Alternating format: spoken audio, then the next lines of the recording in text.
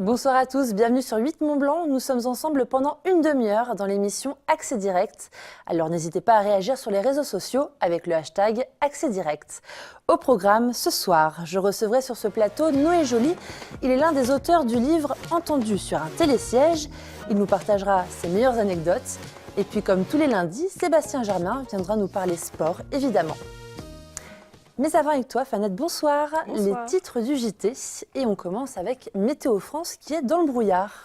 Voilà, c'est le PDG de Météo France qui était à Lyon vendredi pour parler du plan de restructuration. Ça fait déjà des années qu'il y a des suppressions de postes ou en tout cas des postes non remplacés. Et donc là, il y a un vrai risque qui pèse sur les centres, notamment de Chamonix et de Bourg-Saint-Maurice. Ils ont une vraie expertise dans tout ce qui est météo montagne, donc ça pose question. On aura l'un des responsables par téléphone tout à l'heure. Et puis ensuite, on se rendra sur les réseaux sociaux. Voilà, je sais que tu es une adepte d'Instagram, etc. et que tu suis certainement les stations et c'est assez fou.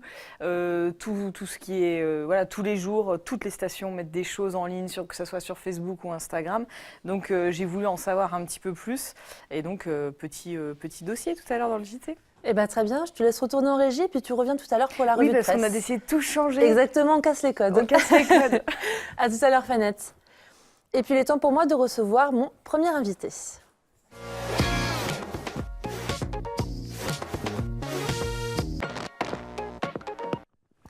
Noé Joly, bonsoir. Bonsoir. Alors vous êtes l'un des co-auteurs de Entendu sur un télésiège que vous avez entre les mains. Exactement. Alors dans ce livre, 400 anecdotes récoltées sur les télésièges. Expliquez-moi, comment est-ce que l'idée vous est venue ? C'est venu en fait avec mes deux compères, Maxence et Léo, qui est mon petit frère. Un soir, il y en a un de nous qui raconte une histoire qu'il a entendue sur un télésiège, laquelle je ne sais plus. Et en découle une dizaine d'autres histoires comme ça qu'on s'échange, des souvenirs qu'on avait pu avoir nous sur les télésièges. Et en rentrant le soir dans mon appartement, on a décidé de faire un blog avec une quinzaine d'histoires du coup, qu'on a partagé sur Facebook. Et on s'est aperçu qu'en moins de 24 heures, le blog avait été vu de nombreuses fois. Donc pour doper l'audience et avoir le maximum de visibilité, on a directement créé une page Facebook. Et en fait, les 400 anecdotes, il y en a une partie qui sont les nôtres, mais la grosse partie, c'est nos fans Facebook qui, une fois qu'ils likent la page, nous partagent leurs différentes histoires. Alors justement, on reviendra sur cette histoire de réseaux sociaux juste après. Alors vous avez décidé de faire ce livre. Ouais. Comment est-ce que ça s'est passé pour l'éditer, etc. En fait, ce n'est pas nous forcément qui voulions faire ça. On a eu d'autres approches pour faire quelque chose de similaire, mais on voulait avant tout que ce soit du plaisir qu'on partage avec les fans sur Facebook. On a chacun notre carrière à droite ou à gauche, donc on ne voulait pas forcément faire un business de ce livre-là. Mais quand c'est les éditions Artema qui nous ont contactés, qui est une édition locale, qui est d'Annecy, et on a sauté le pas et puis on s'est bien entendu avec l'éditeur en tout cas. Donc c'était une petite aventure sympa. Exactement, ouais, après on s'est occupé nous de tout compiler, toutes celles qui avaient été publiées sur la page, plus d'autres qui étaient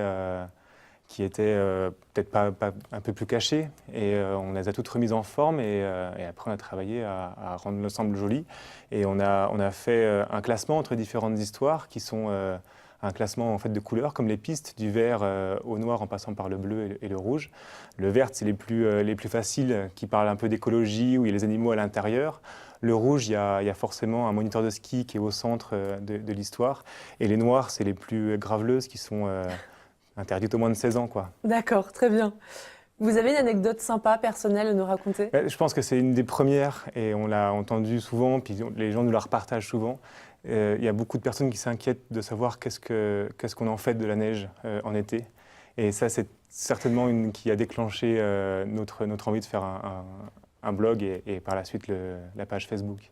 Alors justement, sur Facebook, plus de 45 000 fans. Maintenant, aujourd'hui, ouais. C'est énorme. Ouais, c'est génial. Comment est-ce que vous gérez le réseau social ? Alors, ce qui est génial, c'est qu'on sent que nos fans sont en plus des abonnés actifs. Dès qu'on publie quelque chose, on voit tout de suite qu'il y a 25, 30 000, des fois 40 000 vues sur la publication qu'on fait.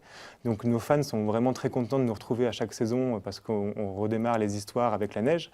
Et en fait, on gère assez facilement parce que finalement, il n'y a pas tant d'histoires que ça chaque jour qui sont entendues sur nos différentes pistes. Mais on trie, nous, celles qu'on a déjà entendues, forcément à ne pas les reposter.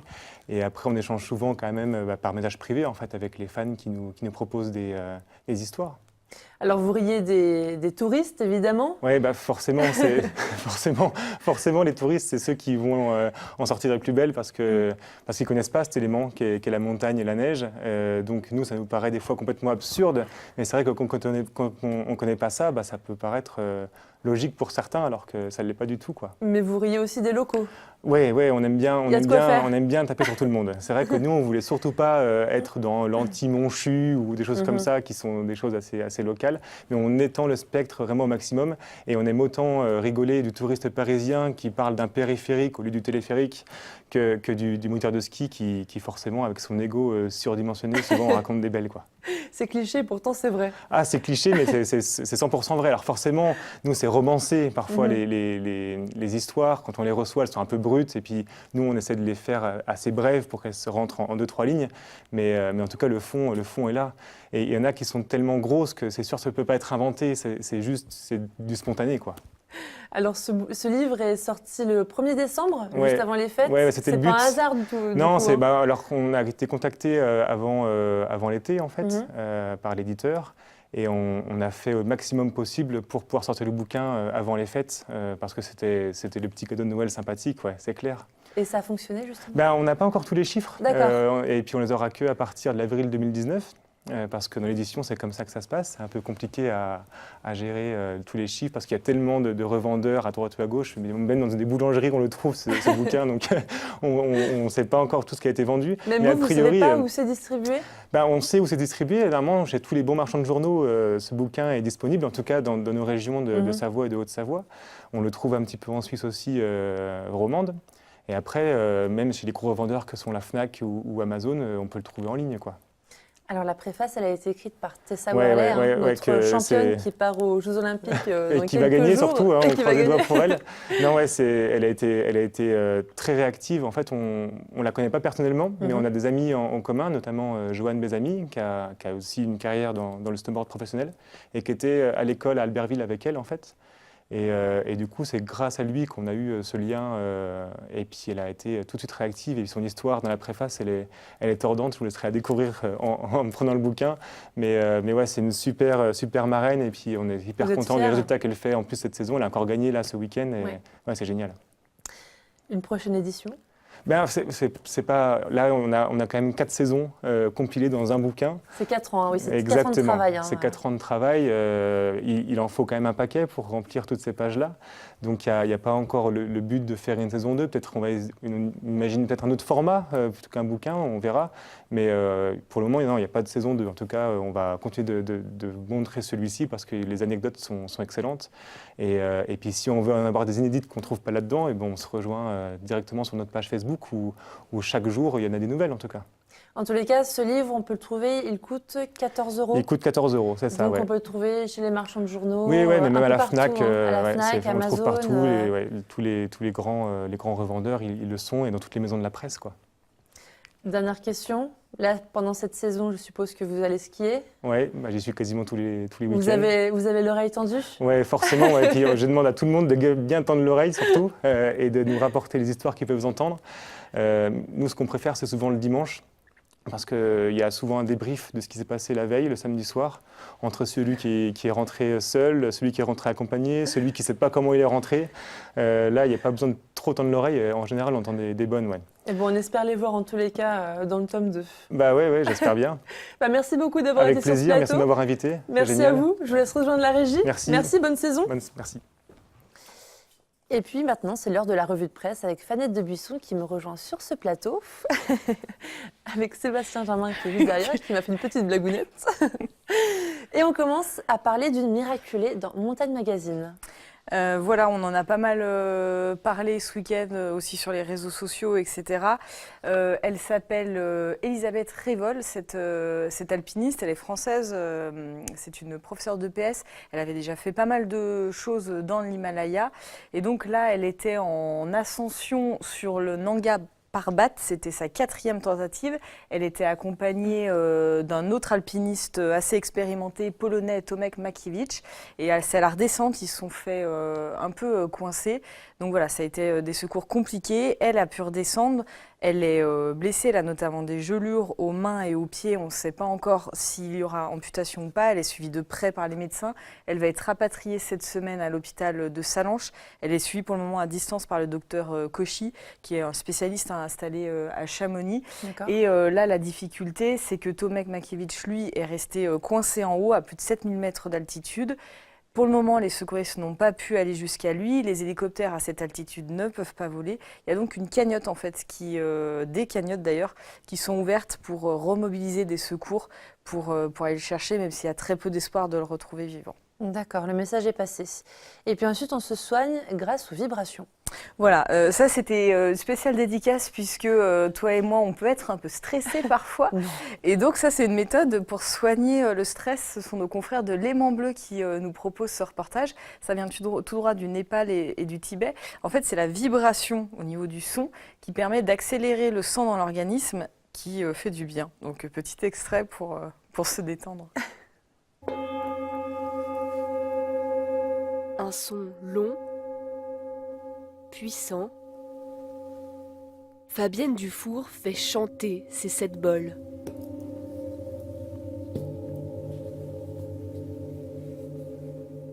Au début, il sonne très foncé, enfin très sombre. Et plus on avance dans le traitement, et plus il ronronne comme un chat. Avec les vibrations qui sont à côté, les bols sont à côté du corps, ça va faire aller plus vite le sang. Donc ça va amener une profonde détente et un bien-être incroyable. Chaque bol va agir sur une partie du corps. Eh bien, t'as pas l'air convaincue non. du tout. Moi, je suis pas sûre que ça me détende ce genre de choses. Ça te détend pas. Et puis toi, tu t'es intéressée à une initiative plutôt sympa dans une école de Chambéry. Exactement, à la Motte-Servolex plus précisément. On parle d'inclusion scolaire. Alors c'est à l'école Le Picolet, c'est une école primaire. Il y a 25 enfants handicapés qui sont dans cette école. Et il faut savoir qu'à l'âge de 10 ans, moins de la moitié des élèves handicapés restent dans le système scolaire classique. Donc c'est quand même énorme. Donc là, tous les enseignants ont pris une décision. Les enfants handicapés sont inclus dans des groupes de classes des classes dites normales, on va dire ça comme ça. Donc c'est bénéfique pour tout le monde visiblement. Et ça aide justement les enfants handicapés à s'intégrer dans des classes dites normales. Donc je trouve que c'est une belle initiative. Et puis du côté de la Suisse, on va faire moins de courses. Effectivement, c'est le choix de plusieurs centaines de romans qui ont décidé pendant tout le mois de février de se nourrir de façon durable et locale. Alors l'année dernière, ils étaient quand même 600 à participer à ce février sans supermarché.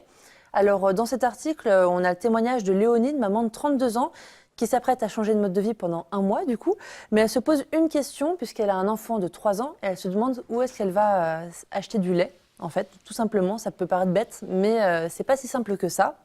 Donc là, l'objectif principal, c'est de favoriser l'économie locale en devenant un vrai petit MacGyver puisque Fanette, il y a une technique pour fabriquer sa propre lessive, savon de Marseille, bicarbonate de soude, eau et huiles essentielles pour l'odeur. Donc je te laisserai essayer, puis tu nous diras quoi. Un petit super. Voilà, merci beaucoup Fanette. Merci. À tout à l'heure. À tout à l'heure. Et puis il est temps de l'instant sport.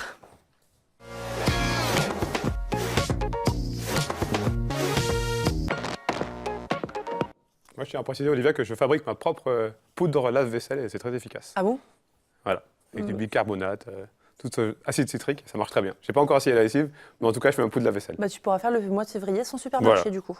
Alors Seb, ce soir, pas d'invité? Pas d'invité en plateau, mais des invités un petit peu étendus. Alors explique-nous le programme. Alors on va parler évidemment des Jeux Olympiques, ça commence dans 10 jours du côté de Pyeongchang en Corée du Sud.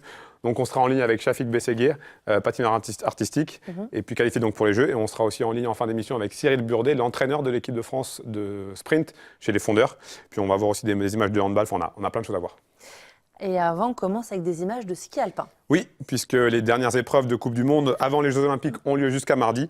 Et Tessa Worley a profité du géant de Lenzerheide en Suisse pour s'offrir un premier succès cette saison. Après 3 deuxièmes places, la skieuse du Grand Bornand, championne du monde en titre de la discipline, s'est imposée devant l'Allemande Victoria Rebensburg. Grâce à ce 12e succès en Coupe du Monde, Tessa Worley se relance dans la course au globe. On espère aussi que cette victoire en appellera d'autres, bien sûr, en Corée du Sud. Et puis on reste dans les sports olympiques, mais avec cette fois-ci du patinage artistique. Voilà, comme je l'ai dit tout à l'heure, on est en ligne avec Shafik Besseguir. Shafik, bonsoir, est-ce que vous m'entendez? Bonsoir, je vous entends. Alors Shafik, on le disait, donc je le disais en introduction, vous êtes patineur, vous êtes le seul représentant tricolore en individuel pour ces Jeux Olympiques. Déjà, qu'est-ce que ça représente pour vous cette première sélection pour les JO?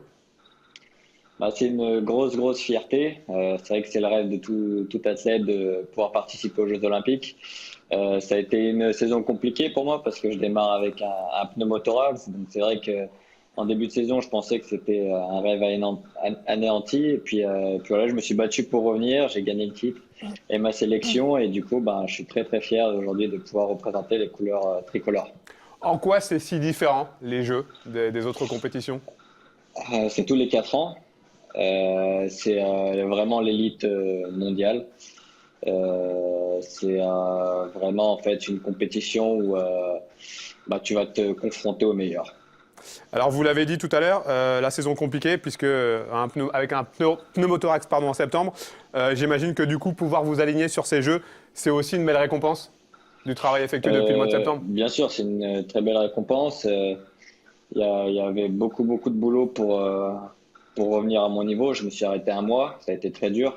J'avais perdu beaucoup de conditions physiques, mais grâce à mon entraîneur, on a vraiment très bien repris. Et voilà, c'est une belle récompense de faire une performance là-bas après tout ce qui s'est passé. Alors vous êtes à Paris, je crois savoir que vous partez demain mardi pour la Corée du Sud. Pourquoi ce choix de partir aussi rapidement? En fait, on part avec toute la délégation, c'est tout simplement pour s'acclimater.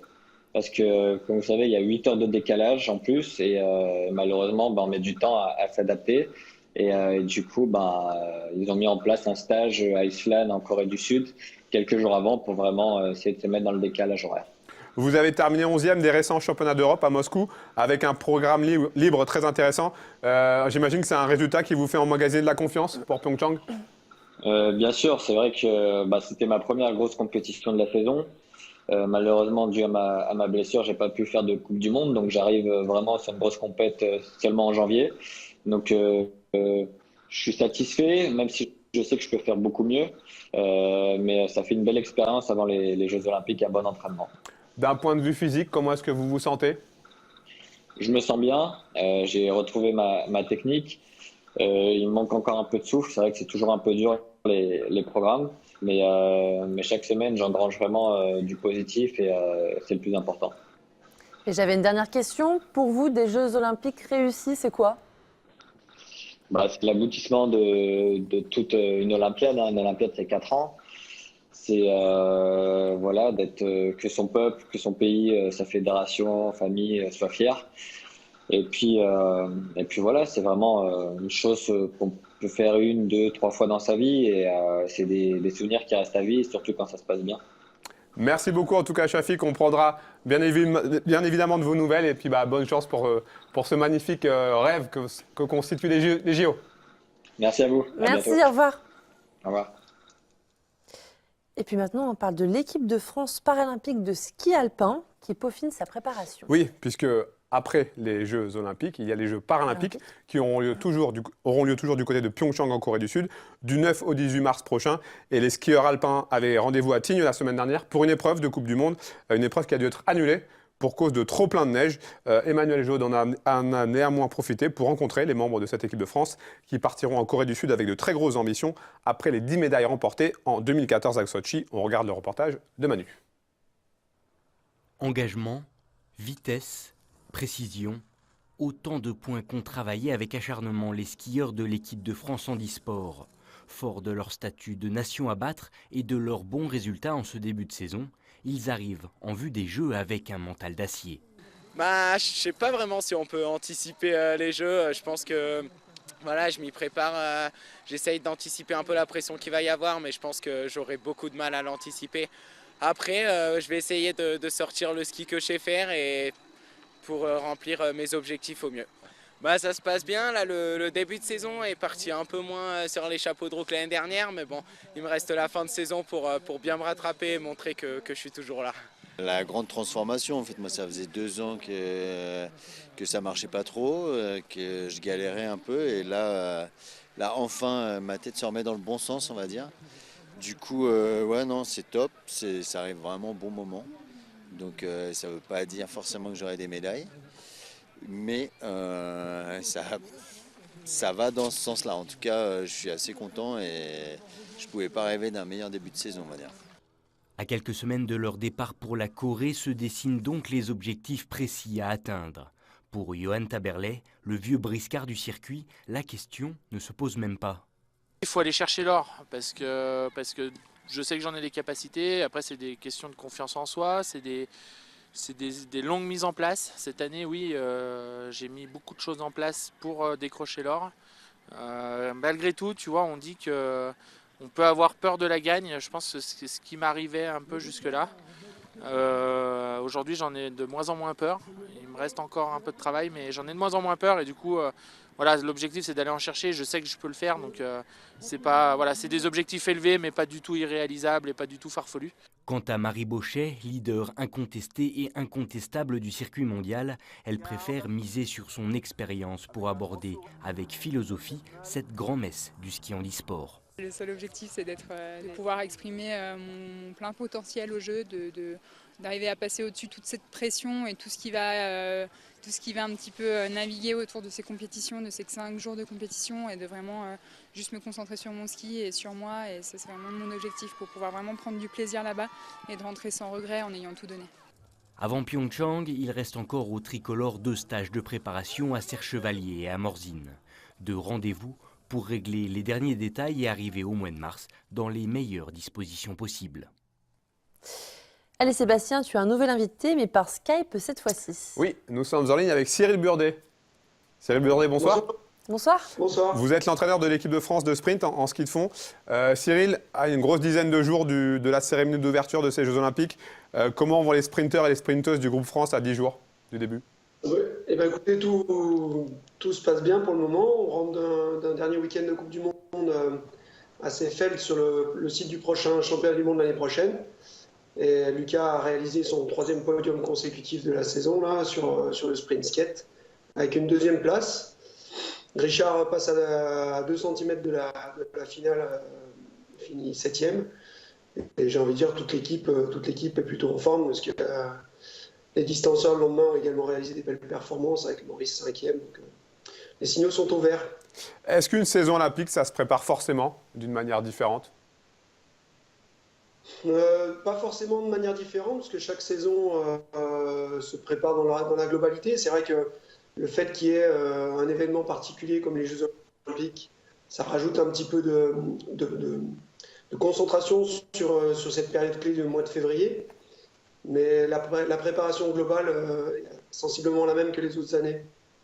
Pour vous, en tant qu'entraîneur, qu'est-ce que ça représente, le fait de pouvoir accompagner là, vos coureurs au jeu? C'est sûr qu'à titre personnel, c'est un aboutissement professionnel. Les Jeux Olympiques, pour les athlètes, c'est la concrétisation d'un rêve de gamin. Et pour un entraîneur, j'ai envie de dire, c'est un peu la même chose avec un côté par procuration. Voilà, on va vivre la chose par procuration un petit peu plus, mais c'est forcément l'aboutissement d'un projet professionnel important. Ouais. Vous l'avez dit en début d'interview, les résultats sont plutôt bons en ce moment, notamment chez les hommes avec un Lucas Chavannes en pleine forme.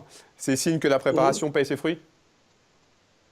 C'est sûr qu'on parlait tout à l'heure de la préparation olympique. En fait, l'année des Jeux Olympiques, c'est une année où on met en place ce qu'on a pu tester pendant les saisons précédentes. En fait, ça fait 4 ans qu'on essaye de mettre en place des préparations avec des détails un peu différents. Et cette année, on a essayé d'optimiser tous les enseignements qu'on a pu acquérir des années précédentes.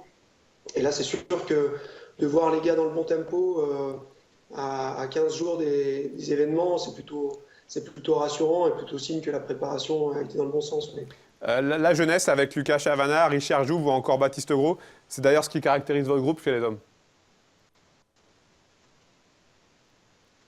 Pardon ? Je disais la jeunesse de votre groupe, c'est ce qui caractérise le groupe? Le fait d'avoir des skieurs assez jeunes? Oui, dans le groupe, il y a effectivement Lucas et Richard qui sont jeunes, mais qui en même temps commencent aussi à avoir un peu de bouteille, puisque ça fait plusieurs années qu'ils tournent sur le circuit Coupe du Monde. Eux deux, ils cumulent déjà pas mal de podiums également. Donc ils ont l'expérience, ils ont déjà l'expérience malgré leur jeune âge, et puis après, ils s'appuient aussi sur l'expérience des plus anciens, comme Baptiste, qui commence à avoir lui aussi pas mal d'années sur le circuit, qui a qui est le premier sprinter à avoir remporté une Coupe du Monde. Donc voilà, c'est cette alchimie-là qui fait que le groupe est intéressant et ambitieux surtout. Dernière chose, vous partez sur ces Jeux avec certaines ambitions. Ne pas avoir de médaille au final, ce serait forcément une grosse déception. Forcément, quand on se présente aux Jeux Olympiques, c'est pour viser des médailles, sinon ça sert à rien d'y aller.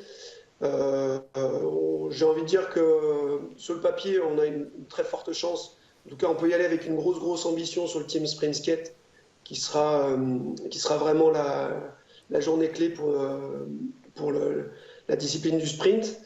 Sur le sprint classique, on va y aller également avec de l'ambition et sans aucune appréhension, même si c'est vrai que les résultats de ces derniers temps en classique ont été un petit peu moins bons qu'en skate. Mais sur une course d'un jour, je sais que tout est possible et que les gars ont les capacités de faire des belles performances. Donc on va y aller sans aucune retenue.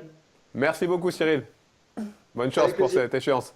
Merci. Merci, au revoir. On regarde rapidement quelques images de la Spartan Race de Valmorel dans un autre style. Et donc la Spartan Race de Valmorel qui a eu lieu ce week-end dans la station du Grand Domaine. Vous le voyez sur ces images, un très beau soleil. Quelques 4000 courageux ont participé à cette course d'obstacles longue de 14 km. On signalera la victoire chez les hommes de Grégoire Rezonico, un Français. Chez les femmes, là aussi, c'est une Française qui s'impose avec la victoire de Ronnie May. Je vous laisse profiter de ces quelques images.